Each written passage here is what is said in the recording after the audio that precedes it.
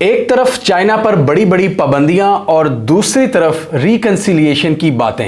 Antony Blinken जो कि secretary of state हैं अमेरिका के, वो इस वक्त चाइना का विजिट कर रहे हैं और वहां पर उनकी बहुत अहम डिस्कशन हुई है चाइनीज़ प्रेसिडेंट शी जिनपिंग और उनके फॉरेन मिनिस्टर के साथ। आज की इस वीडियो में हम देखेंगे कि क्या डिस्कशन हुई है और फ्यूचर के हवाले से क्या टोन सेट की गई है। चाइना ने क्यों अग्रेसिव अप्रोच अपनाई है ब्लिंकन के विजिट के दौरान और ब्लिंकन रिकंसिलिएटरी टोन को क्यों अपना रहे थे। चाइनीज फॉरेन मिनिस्टर वांग यी ने क्लियर कर दिया है एंटनी ब्लिंकन पर कि आप रेड लाइंस क्रॉस मत करें यूएस और चाइना के रिलेशंस के हवाले से। चाइनीज फॉरेन मिनिस्टर ने कहा कि जैसे ही यूएस और चाइना के दरमियान मामला सेट होने लगते हैं, साथ ही नेगेटिव फैक्टर्स भी इन्वॉल्व हो जाते हैं जो कि पूरे रिलेशंस को तबाह बर्बाद कर देते हैं। उन्होंने सवाल किया ब्लिंकन से कि क्या अमेरिका और चाइना को दुनिया के ग्रेटर मफाद के लिए मिलकर काम करना चाहिए या इसी तरह लड़ाई झगड़ा करना चाहिए ताकि पूरी दुनिया का और उनका नुकसान हो। Should our two sides lead international cooperation against global issues and achieve win-win for all, or engage in a rivalry and confrontation, or even slide into conflict, which would be a lose-lose for all? China ने face to face मुज़ाकरात के दौरान Blinken पर वाज़ह कर दिया है कि US के जो एक्शंस हैं वो चाइना के अगेंस्ट बिल्कुल क्लियर हैं और उनकी जो सारी एफर्ट्स हैं वो चाइना की इकॉनमी को डाउन करने के लिए हैं। उन्होंने कहा कि यूएस चाइना के खिलाफ एक कॉन्स्पिरेसी में मसरूफ़ है जिसमें वो चाइना की ट्रेड, इकॉनमी, साइंस और टेक्नोलॉजी को हर्ट करना चाहते हैं और वो चाइना की प्रोग्रेस को रिस्पेक्ट नहीं करते बल्कि उसको सबुटाज करने की एफर्ट्स करते रहते हैं। इस मीटिंग के बाद ब्लिंकन की मुलाकात हुई चाइनीज़ प्रेसिडेंट शी जिनपिंग के साथ और ब्लिंकन ने कहा कि हमें अपने जो इख्तलाफात हैं उनको मिलकर दूर करना चाहिए। वो इख्तलाफात हैं क्या? इंटरेस्टिंगली ये यूएस के सेक्रेटरी ऑफ स्टेट का एक साल के अंदर चाइना का दूसरा विजिट है और एक्सपर्ट्स के मुताबिक यहाँ पर अमेरिका एक डायलॉग की कोशिश कर रहा है चाइना के साथ ताकि मामला आगे ना बढ़ सकें। जो अक्सर एक लड़ाई की कैफियत पैदा हो जाती है साउथ चाइना सी में या रशिया यूक्रेन जंग की वजह से या बाकी जो इनके दूसरे इश्यूज़ हैं ताइवान, हांगकांग, तिब्बत वगैरह, उसकी वजह से तकरीबन 1.5 साल पहले मामला ख़तरनाक हद तक पहुंच गए थे और उसको कूल डाउन करने की एफर्ट्स कर रहा है अमेरिका। अब इनमें जो मेजर इश्यूज़ हैं जिनके हवाले से चाइना भी बात करता रहता है कि यूएस नेगेटिव प्रोपेगेंडा क्रिएट करता है चाइना के अगेंस्ट। एक तो है ताइवान स्टेट का इशू। ताइवान के हवाले से चाइना का ये मौक़िफ़ है कि ये चाइना का ही एक प्रोविंस है ताइवान जो अल्टीमेटली चाइना के अंदर जम हो जाएगा, लेकिन यूएस हमने देखा है ताइवान को एक्स्ट्रा सपोर्ट करता रहता है और उनको as a separate country treat करता है। लेकिन यूएस ये भी कहता है कि हम वन चाइना पॉलिसी पर बिलीव रखते हैं और वन चाइना पॉलिसी यानी कि जो मेन लैंड चाइना है, शी जिनपिंग कम्युनिस्ट पार्टी वाला चाइना, हम उसको ही चाइना मानते हैं। यूएस एक तरफ ये भी कहता है लेकिन दूसरी तरफ ताइवान को वो मिलिटरीली और टेक्नोलॉजिकली बहुत ज़्यादा सपोर्ट भी प्रोवाइड करते हैं और ताइवान में एक सेंटीमेंट क्रिएट करने की कोशिश की जाती है जो एंटी चाइना होता है। तो चाइना को सबसे बड़ा गुस्सा तो इस बात पर है कि ये जो अमेरिका है ये ताइवान को क्यों प्रोवोक करता रहता है हमारे हवाले से। इसके अलावा हांगकांग का इशू है, हांगकांग की ऑटोनॉमी का इशू है, उस पर भी यूएस काफ़ी ज़्यादा यूएस का मीडिया सवाल उठाता है। और इसके अलावा चाइना के अंदर बात करें तो तीसरा जो इशू है वो है तिब्बत रीजन का, जो शिनजियांग का रीजन है। वहाँ पर अमेरिका इल्ज़ाम लगाता है कि जो वीगर्स हैं चाइना उनके साथ अच्छा सलूक नहीं करता। तो ये 3-4 इल्ज़ामात यूएस लगाता है चाइना पर और अपनी जो इनकी मीडिया की पावर है उसके ज़रिए चाइना को वो डिफेम करने की कोशिश करते हैं जिसका चाइना को बहुत ज़्यादा गुस्सा चढ़ता है। और चाइनीज़ प्रेसिडेंट ने अमेरिकन प्रेसिडेंट को ये भी कहा हुआ है कि आपके यहाँ आपकी डेमोक्रेसी है और हमारे यहाँ हमारी डेमोक्रेसी, और हमारी डेमोक्रेसी आपकी डेमोक्रेसी से अच्छी है। हमें ना बताया जाए कि हमने अपने मुल्क में कौन सी डेमोक्रेसी नाफिज करनी है। ये हमारा डिसीजन होगा कि हम किस किस्म की डेमोक्रेसी को फॉलो करते हैं। हमारे लोग भी खुश हैं, हमारे लोग भी तरक्की याफ्ता हैं। और इसके अलावा साउथ चाइना सी वाला इशू है। चाइना कहता है कि ये आप हैं जो 7000 मील दूर आके हमें थ्रेटन करने की कोशिश करते हैं, ये हमारा इलाका है और आप यहाँ पर आते हैं अपनी आबदोज़ें लेकर, अपनी वेसल्स लेकर, और आप हमें अग्रेसिव शो करवाते हैं। फ़िलीपींस के साथ जो आजकल इशू चल रहा है चाइना का, उसमें भी अमेरिका ने फ़िलीपींस की भरपूर हमायत का ऐलान किया और इस विज़िट के दौरान भी ब्लिंकन ने फिलीपींस की सपोर्ट का ऐलान किया है। ये कुछ फैक्टर्स हैं जो चाइना को बहुत ज़्यादा तंग करते हैं कि अमेरिका इनके इलाके में आकर इनके ख़िलाफ़ प्रोपेगेंडा करता है और ऐसी कार्रवाइयाँ करता है। और एक और बहुत बड़ा फैक्टर है, अभी रिसेंटली ब्लिंकन ने $91 बिलियन का एक मिलिट्री पैकेज अनाउंस किया है, जिसमें $61 बिलियन रखे गए हैं यूक्रेन के लिए, बाकी तकरीबन $14-15 रखे गए हैं इजराइल के लिए, और $8 बिलियन उन्होंने ये साउथ चाइना सी के लिए रखे हैं, ताइवान के लिए रखे हैं। और वो $8 बिलियन का मकसद क्या है कि चाइना के जो मनूवर्स हैं उनको काउंटर किया जाए इस रीजन में। तो जहां एंटनी ब्लिंकन डिप्लोमेसी के लिए चाइना में आ रहे हैं, वहीं पर अमेरिकी प्रेसिडेंट इतना महंगा और इतना पावरफुल बिल भी साइन कर रहे हैं जिसमें एक सिग्निफिकेंट रकम रखी गई है चाइना के अगेंस्ट। और जो पेंटागन है, जो यूएस आर्मी है, उनको भी टास्क दिए हुए हैं बाइडेन एडमिनिस्ट्रेशन ने कि पूरा काउंट करे कि क्या यहाँ पर कैलकुलेशंस करे कि क्या एम्बिशंस हैं चाइनीज़ मिलिट्री के।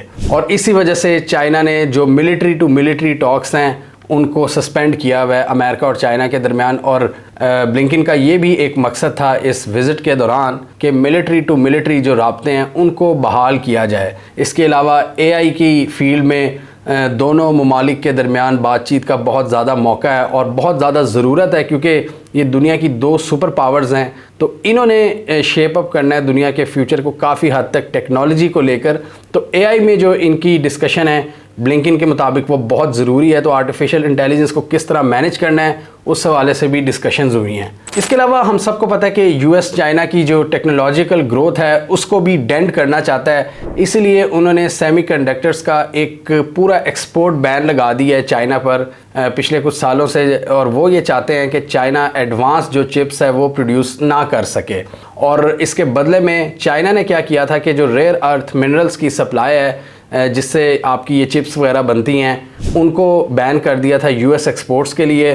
तो ये ट्रेड वॉर्स दोनों की जारी है। और इसके अलावा जो ट्रेड वॉर्स में जो टैरिफ्स हैं वो भी अमेरिका बढ़ाता रहता है। ये सिलसिला ट्रम्प के दौर से शुरू हुआ था, जब उन्होंने बहुत ज़्यादा टैरिफ्स बढ़ा दिए थे चाइनीज़ इंपोर्ट्स पर, और बाइडेन ने उनको मज़ीद इजाफा कर दिया था उन टैरिफ्स में। इसके अलावा ये सेमीकंडक्टर्स एक्सपोर्ट बैन और दूसरी जो एडवांस टेक्नोलॉजीज़ हैं जो चाइना को वो प्रोवाइड करते थे वो भी नहीं कर रहे, और चाइना भी बदले में जो चाइना चीज़ें हैं वो यूएस को प्रोवाइड नहीं कर रहा। जैसे कुछ मेडिकल इक्विपमेंट है, कुछ मेडिकल रिलेटेड केमिकल्स हैं, और इसके अलावा रेयर अर्थ मिनरल्स। इसके अलावा दोनों ममालिक ने बात की पीपल टू पीपल कनेक्शन के हवाले से। ब्लिंकन कुछ चाइनीज़ स्टूडेंट्स से भी मिले हैं और उन्होंने यकीन दिलाया चाइनीज़ स्टूडेंट्स को कि हम मज़ीद वीज़ाज़ खोलेंगे चाइनीज़ स्टूडेंट्स के लिए ताकि वो अमेरिकन यूनिवर्सिटीज़ में पढ़ सकें। इसके अलावा एक और बहुत बड़ा इशू इन दोनों ममालिक के दरमियान चल रहा है रशिया यूक्रेन जंग के हवाले से। अमेरिका का जो एक एजेंडा है यहाँ पर वो ये भी है कि चाइना को कन्विंस करे कि आप रशिया की जो मनूवरिंग्स हैं यूक्रेन में उनको लिमिटेड करने में अपना किरदार अदा करें। वो कहते हैं कि चाइना इनको सपोर्ट कर रहा है काफ़ी ज़्यादा रशिया को, इस वजह से रशिया को एक एज मिलता है। हकीकत ये है कि चाइना ने डायरेक्ट मिलिट्री एक्सपोर्ट नहीं की रशिया को, लेकिन चाइना कुछ ऐसा माल ज़रूर बेचता है रूस को जिसकी वजह से वो अपने वो इक्विपमेंट में यूज़ करते हैं जो रॉ मटेरियल है, और उसकी वजह से उनको एक एज मिलता है। इसके अलावा आजकल यूएस में टिकटॉक को बैन करने की भी बात हो रही है। यूएस टिकटॉक पर प्रेशर डाल रहा है। इसकी जो पेरेंट कंपनी है बाइट डांस, ये जो चाइना में बेस करती है, वो अपने जो एसेट्स हैं सारे वो यूएस में किसी कंपनी को बेच दे। जो टिकटॉक का सारा यूएस में इंफ्रास्ट्रक्चर है वो या तो उनको बेच दें, वरना हम इसको बैन कर देंगे। तो टिकटॉक को बैन करने की भी बात हो रही है यूनाइटेड स्टेट्स के अंदर, वो भी एक बहुत बड़ा इशू है।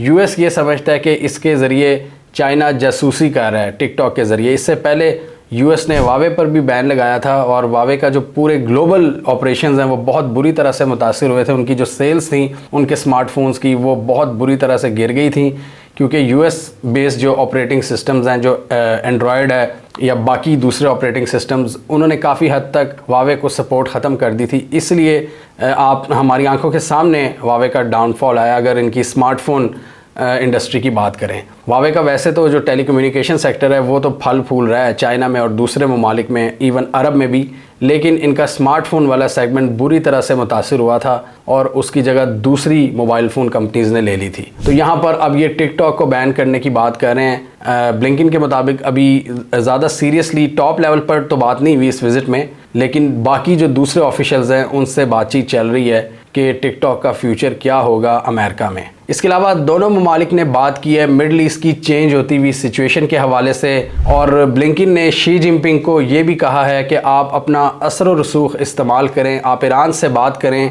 कि ईरान की जो प्रॉक्सीज़ हैं वो अपनी जो कार्रवाइयाँ हैं उनको लिमिटेड करें इस पूरे रीजन में, क्योंकि उससे अमेरिका और इनके जो एलाइज़ हैं वो मुतासिर होते हैं। इनका इशारा रेड सी में हुसीज़ की तरफ था, जो अंसारुल्लाह है, हिज़्बुल्लाह है, जो इराक़ और जो शाम में इस्लामिक ग्रुप्स हैं जिनको काफ़ी ज़्यादा ईरान की हमायत हासिल है। तो अमेरिका ये भी चाहता है कि चाइना यहाँ पर अपना असर और रसूख इस्तेमाल करे और इन कार्रवाइयों की जो शिद्दत है उसमें कमी लाए, क्योंकि इससे अमेरिकन इंटरेस्ट मुतासिर होते हैं, अमेरिकन फोर्सेस पर हमले होते हैं, इज़राइल पर हमले होते हैं और इनके मफादात पूरे रीजन में हर्ट होते हैं। सोचने की बात यह है कि चाइना क्यों इनकी मदद करेगा, क्योंकि चाइना तो ऑलरेडी ये अंसारुल्लाह जो हुसीज़ हैं रेड सी में इनके साथ एक मुआहदा कर चुका हुआ है कि जी आप हम पर हमला नहीं करेंगे और हम आपके ख़िलाफ़ इंटरनेशनल लॉबिंग नहीं होने देंगे, हम आपकी यूएन में मदद करेंगे। तो चाइना हुसीज़ के साथ ये एक अरेंजमेंट कर चुका हुआ है। तो मुझे नहीं पता अब यूएस की इस डिमांड को चाइना किस तरह अकोमोडेट करेगा। चाइना ने पहली कोशिशें कर ली हुई हैं, ईरान से बड़ी बातचीत की है, लेकिन वो उन बातचीत में कोई चाइना को ख़ास फ़ायदा नहीं हुआ था, तो चाइना डायरेक्ट फिर गया था इन हुसीज़ के पास और एक मुआहदा किया था। अब अमेरिका जो डिमांड कर रहा है कि आप ईरान की प्रॉक्सीज़ की कार्रवाइयाँ रुकवाने में अपना किरदार अदा करें और दूसरा रशिया को कहें कि रशिया अपने हमले कम करे, ये बहुत ही अनरियलिस्टिक डिमांड्स हैं अमेरिका की चाइना से, और मेरा नहीं ख्याल कि चाइना इसमें इनकी ज़्यादा मदद कर सकेगा। चाइना अपना असर और रसूख इस्तेमाल तो कर सकता है, लेकिन इससे चाइना के इंटरेस्ट भी मुतासिर होंगे और चाइना के जो दोस्त हैं ये ईरान और रूस वगैरह ये जवाब देंगे कि भाई अमेरिका ने अपनी कार्रवाइयाँ ख़त्म कर दी हैं, हम क्यों अपनी कार्रवाइयाँ यूनिलैटरली फ़िनिश कर दें या उनको विड्रॉ कर लें। आप देखें रशिया का तो सीधा साधा जवाब ये होगा कि भाई उसने तो $61 बिलियन दे दिया यूक्रेन को, तो हम क्यों अपनी कार्रवाइयाँ बंद करें। और इधर से ईरान ने भी यही कहना है और हुसीज़ ने भी यही कहना है कि भाई क्या इज़राइल की कार्रवाइयाँ ख़त्म हो गई हैं जो हम आपको सपोर्ट करेंगे। तो डेफ़िनेटली ये बातचीत हुई होगी और इनके फॉरेन मिनिस्टर के साथ 5 घंटे की मीटिंग हुई है ब्लिंकन की, और इसमें ये सारे इश्यूज़ को इन्होंने डिस्कस किया। साउथ चाइना सी में ताइवान, हांगकॉन्ग, तिब्बत से लेकर ये मिडल ईस्ट से लेकर ये यूरोप में जो रशिया यूक्रेन जंग चल रही है, फिर ये technological warfare, trade Wars, diplomatic मसाइल और फ्यूचर के हवाले से डिस्कशंस, एआई को किस तरह शेप अप करना है और दूसरी जो टेक्नोलॉजीज़ हैं ब्लॉकचेन वगैरह उसमें किस तरह मिलकर काम करना है। आपको याद होगा हमने लास्ट ईयर डिस्कस किया था, यूएस के बड़े एक सीजन डिप्लोमेट हेनरी किसिंजर ने विज़िट किया था अपनी मौत से चंद महीने पहले चाइना का, और वो शी जिनपिंग से मिले थे। उस वीडियो को आप लाजमी देखिए। उसमें हमने यही पॉसिबिलिटी डिस्कस की थी कि शायद वो यूएस की इस्टेब्लिशमेंट का पैगाम लेकर गए हैं चाइना के पास कि आप डिसाइड करें कि हमने कितना लड़ना है, और अगर कोई मामलात एस्केलेट हो जाते हैं, कोई जंग हो जाती है, तो उस जंग को कितना आगे लेकर जाना है, कितनी हमारी लिमिट है लड़ने की। क्योंकि यूएस और इनका जो कैंप है वो इस वक्त जंग की तैयारियां कर रहा है। यूके ऑलरेडी अपने डिफेंस बजट में इजाफा कर रहा है। यूके और यूएस मिलकर साउथ चाइना सी और ये जो एशिया के पानी हैं यहाँ पर जापान और ऑस्ट्रेलिया को वो स्ट्रेंथन कर रहे हैं, उनको न्यूक्लियर सबमरीन्स दे रहे हैं, और ऑब्वियसली उसका मकसद क्या है, चाइना को काउंटर करना। एक इंडियन ओशन में ये इंडिया को स्ट्रेंथन कर रहे हैं ताकि इंडिया फ्यूचर में किसी मसले के दौरान चाइना को डिस्टर्ब कर सके। तो ये तो चाइना के गिर्द एक जाल फैला रहे हैं। लेकिन जब बात आती है इनके इंटरेस्ट जब हर्ट होते हैं यूक्रेन वगैरह में या मिडल ईस्ट में, तो उसकी मदद के लिए भी ये चाइना के पास ही जाते हैं। तो इससे ये चीज़ तो क्लियर पता लगती है चाइना की इम्पोर्टेंस। चाइना के हाथ में अब काफ़ी ज़्यादा चीज़ें हैं और चाइना की मर्ज़ी है उसने कितनी बात माननी है यूएस की और कितनी नहीं। जहाँ चाइना को लगेगा कि यहाँ पर इनके इंटरेस्ट हर्ट होंगे या इनके दोस्तों के, तो डेफिनेटली वो बात नहीं मानेगा। हाँ, काफ़ी हद तक कि अपने मामलात को डीएस्केलेट कर सकते हैं, जैसा कि चाइनीज़ फॉरेन मिनिस्टर ने भी कहा कि ये हमने डिसाइड करना है कि हमने एक विन विन सिचुएशन बनानी है या लूज़ लूज़। तो ब्लिंकन की भी शायद यही एफर्ट थी कि किसी हद तक जहां मामला हल हो सकते हैं उनको हल किया जाए, और डायलॉग पर उन्होंने ज़ोर दिया कि ज़्यादा से ज़्यादा बातचीत हो ताकि जितने मसले मसाइल हैं वो कम हो जाएं और सिचुएशन एस्केलेट की बजाय डी एस्केलेट हो। इसके अलावा नॉर्थ कोरिया का भी मसला इन्होंने डिस्कस किया। नॉर्थ कोरिया भी यूएस के लिए एक थ्रेट है, और नॉर्थ कोरिया पर भी यूएस समझता है कि उसको काफ़ी हद तक चाइना कंट्रोल कर सकता है। उनका जो बैलिस्टिक मिसाइल प्रोग्राम है जो कि इस एशिया के रीजन में यूएस के दोस्तों को हर्ट कर सकता है, या इवन यूएस तक भी उनके मिसाइल पहुंच सकते हैं, तो वो चीज़ भी उन्होंने चाइना से डिस्कस की है।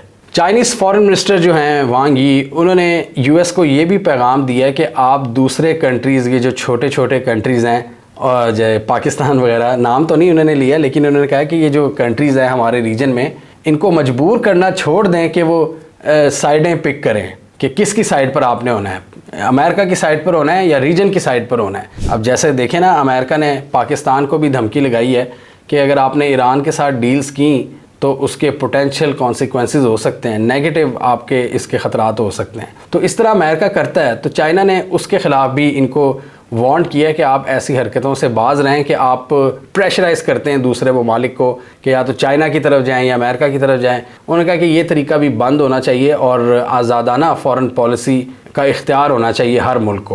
उन्होंने कहा कि Asia Pacific region should not become a battle ground for major powers, लेकिन डेफिनेटली हम देख रहे हैं कि ये एशिया पैसिफिक रीजन जो साउथ चाइना सी वगैरह और इंडियन ओशन के जो पानी हैं, यहाँ एक बैटल ग्राउंड ऐसे लग रहा है बनने जा रही है, जिसमें जो यूएस एलाइज़ हैं वो इस पूरे रीजन को हैवीली मिलिट्राइज कर रहे हैं। अपने पार्टनर्स को न्यूक्लियर पावर्ड सबमरीन्स दी जा रही हैं और चाइना के अगेंस्ट उनको मजबूत किया जा रहा है। लेकिन बहुत सी ऐसी जगह हैं जहाँ पर ये मिलकर काम करके दुनिया के बहुत से इश्यूज़ को हल भी कर सकते हैं। शी जिनपिंग ने पिछले महीने बाइडेन से भी कॉल की थी। अब ये वो कौन से इश्यूज़ हैं, जैसे हमने पहले कहा AI आर्टिफिशियल इंटेलिजेंस को किस तरह मैनेज करना है, किस तरह आगे लेकर चलना है। इसके अलावा क्लाइमेट चेंज का इशू है, वहाँ पर ये मिलकर काम कर सकते हैं। दुनिया में अमन कायम करने की कोशिशें, इसके अलावा नारकोटिक्स का एक मसला है, जो इसके अलावा मैरीटाइम सिक्योरिटी है, उसका एक इशू है जहाँ पर ये मिलकर काम कर सकते हैं। मिडल ईस्ट में ये मिलकर काम कर सकते हैं। रशिया यूक्रेन में अगर ये मिलकर ना भी काम कर सकें, लेकिन और बहुत से रीजन हैं जहाँ पे ये मिलकर काम कर सकते हैं। और उसी तनाजुर में ब्लिंकन का ये विज़िट काफ़ी ज़्यादा इम्पॉर्टेंट था। लेकिन जो सबसे बड़े मसले रहेंगे इन दोनों ममालिक के दरमियान इख्तलाफात में, वो ये जो ट्रेड रिस्ट्रिक्शंस चाइना पर आयद कर रहा है, अमेरिका जो टेक्नोलॉजी पर बैन लगा रहा है, एक्सपोर्ट बैन लगा रहा है, और इसके अलावा ताइवान को जो सपोर्ट कर रहा है, ये चीज़ें चाइना बिल्कुल पसंद नहीं करता। और इसी तरह फिर चाइना थोड़ी बहुत रूस को सपोर्ट प्रोवाइड करता है, वो अमेरिका नहीं पसंद करता। तो ये कुछ मेजर डिफरेंसेस हैं इनके। ये तो क्लियर है कि इनके जो जियोपॉलिटिकल डिफरेंसेस हैं इस रीजन में वो बरकरार रहेंगे, वो नियर फ्यूचर में कम होते हुए नज़र नहीं आ रहे, ख़त्म होते हुए नज़र नहीं आ रहे, कम ज़रूर हो सकते हैं। टेंशन्स में कमी ज़रूर आएगी, लेकिन जो अमेरिका की इस्टेब्लिशमेंट है वो ये तयन कर चुकी है अपने तौर पे कि चाइना एक राइजिंग थ्रेट है और उससे हमें निपटना होगा। वो समझते हैं कि चाइना ने जितनी भी तरक्की की है वो 2 नंबरी से की है, हमारी टेक्नोलॉजी को चोरी करके की है, और चाइना अपने वर्कर्स पर जुल्म करता है। वो उसने 2 नंबर मतलब लोगों से एक्स्ट्रा काम करवा के टेक्नोलॉजी चोरी करके इस तरह के एक्शन से चाइना ने अपनी इकनॉमिक प्रोग्रेस की है, और वो चाइना की इकनॉमिक प्रोग्रेस की रिस्पेक्ट नहीं करते। और चाइना ये कहता है कि आप हमारी प्रोग्रेस की रिस्पेक्ट करें। इस हवाले से चाइनीज़ प्रेसिडेंट ने भी कहा है कि इन दोनों सुपर पावर्स को पार्टनर्स होना चाहिए, ना कि राइवल्स। इसी में दुनिया का फ़ायदा है और इसी में चाइना और अमेरिका का फ़ायदा है। उन्होंने कहा कि इस मुश्किल दुनिया में, चेंज होते हुए हालात में, जहाँ पर चैलेंजेस बहुत ज़्यादा हैं, इन दोनों को एक दूसरे की हेल्प करनी चाहिए, ना कि एक दूसरे को नुकसान पहुँचाने की काविशें करनी चाहिए। हमें कमेंट सेक्शन में बताइए आपके ख्याल में आप आने वाले दिनों में या आने वाले सालों में यूएस और चाइना के दरमियान जो टेंशन्स हैं उनको कम होता हुआ देख रहे हैं या ज़्यादा। जो मैंने कॉमन ग्राउंड्स बताए हैं इनके, जैसा कि AI है, AI के थ्रेट्स हैं, मिलिट्री टू मिलिट्री कम्युनिकेशन है, क्लाइमेट चेंज है, दुनिया की इकॉनमी है, पीपल टू पीपल कनेक्शन है, इन मामलात में ये आगे बढ़ सकते हैं, या जो इनके जियोपॉलिटिकल डिफरेंसेस हैं साउथ चाइना सी या रशिया यूक्रेन जंग के हवाले से या मिडल ईस्ट में टेंशन्स के हवाले से, वो इनको दूर कर देंगे। और ये जो एक मल्टी पोलर वर्ल्ड है जिसमें पावर के कई मराकिज़ होंगे, क्या ये मल्टीपोलर वर्ल्ड को अमेरिका कभी एक्सेप्ट कर पाएगा कि नहीं? कमेंट कीजिए। इसके अलावा हमारा यूट्यूब चैनल सब्सक्राइब कर लो, साथ ही वो बेल आइकॉन भी दबा लें ताकि वो स्टोरीज दुनिया भर से, पाकिस्तान से, जिनकी मेन स्ट्रीम मीडिया पर प्रॉपर कवरेज नहीं होती, हमारे प्लेटफॉर्म के थ्रू आप तक टाइम पर पहुंच जाएं।